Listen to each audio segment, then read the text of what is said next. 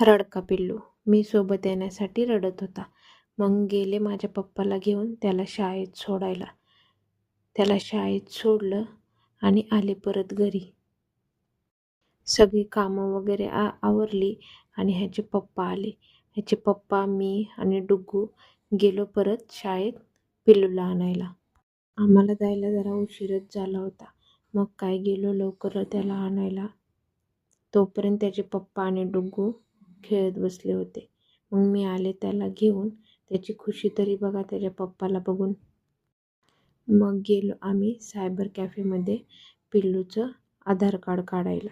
आधार card काढलेलं होतं, फक्त त्याचं स्मार्ट कार्ड बनवायचं होतं. तोपर्यंत डुग्गू लागला घोडा खेळायला. दोघांना आमचे पैसे उडवायला खूप आवडतं. मजाक केला हो. या तिघांची चालली होती मस्ती. तोपर्यंत मी बसले सायबरमध्ये. आता झालं याचं स्मार्ट कार्ड तयार. चाललो मग आम्ही परत आता अंगणवाडीमध्ये. मुलांचं कामं होते तिथे म्हणून गेलो. तिथल्या मॅडम बोलत होत्या काही येत नाही वगैरे. मग पिल्लूचं वजन घेतलं, डुग्गूचं वजन घेतलं. डुग्गू काय वजन घेऊ देतच नव्हता. खूप इकडे तिकडे पळत होता. समजत असल्यापासून पहिल्यांदाच अंगणवाडीमध्ये गेला होता. मग डुग्गूचं वजन घेतलं, पिल्लूचं वजन घेतलं, त्यांची उंची वगैरे चेक केली. तो काय उंची घेऊच देत नव्हता.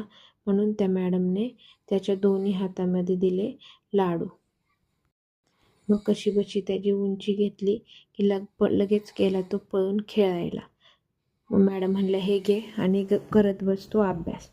आमच्या डुग्गूकडे काय असले की पिल्लूला ते पाहिजेनच असतं. गेला पिल्लू, घेतलं त्याने पण ते खेळायला. तोपर्यंत केले आम्ही दोघांनी बाकीचे कामं आणि निघालो घरी. तेवढ्यात भेटले पिल्लूचे बाबा, म्हणजे माझे सासरे. मग घरी आलो, गरम गरम पराठे केले. मस्त दोघांनी सोबत बसून जेवण केलं. भेटू पुढच्या व्लॉगमध्ये. बाय.